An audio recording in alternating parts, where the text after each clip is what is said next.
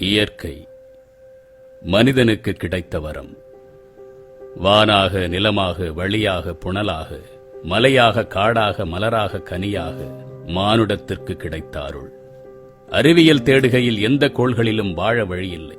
சொர்க்கம் என்பது எங்கோ இல்லை, இந்த பூமிதான் சொர்க்கம். ஆனால் நாம் என்ன செய்தோம்? அள்ளிக் கொடுக்கும் மண்ணை மலடாக்கினோம், அப்பழுக்கற்ற நீரை அழுக்காக்கினோம், சுத்தமான காற்றை நஞ்சாக்கினோம், பரந்த வானத்தை பழுதாக்கினோம். மனிதா, இந்த பூமியை வன்கொடுமை செய்து உயிரோடு கொன்றுவிட்டு எங்கு சென்று வாழ்வாய்? அழகான பூமி நம் கைகளில் கொடுக்கப்பட்டது. ஆனால் நம் தலைமுறைக்கு அந்த அழகோடு கொடுக்க நாம் அருகதையற்று விட்டோம். அந்த அழகை மெருகேற்றி கொடுத்திருக்க வேண்டும். மனிதனின் அறிவியல் இந்த மண்ணை காத்திருக்க வேண்டும்.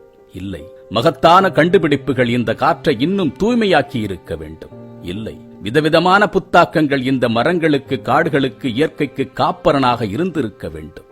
இல்லை, இல்லை, இல்லை, இல்லை, எதுவுமே இல்லை. பிறகு என்னடா நீ உலகின் உயர்ந்த பிறவி என்று மார்தட்டிக் கொள்ளுகின்றாய்? இருப்பதை காக்க வழிதவறிய மனிதனுக்கு இல்லாததை உருவாக்குவதில் என்ன பெருமை இருக்கின்றது? எந்த மாடும் இந்த சுற்றுச்சூழலை கெடுத்ததில்லை, எந்த நாயும் இந்த இயற்கையை சீரழித்ததில்லை. புல், பூண்டு, பூச்சி, புழுக்கள் தொடங்கி உலகில் வாழும் லட்சோப லட்ச உயிரினங்கள் எதுவும் இந்த பூமியை சீரழித்ததில்லை. இவை எல்லாவற்றையும் மனிதன் செய்வான். ஏனென்றால் அவன் இந்த உலகத்தின்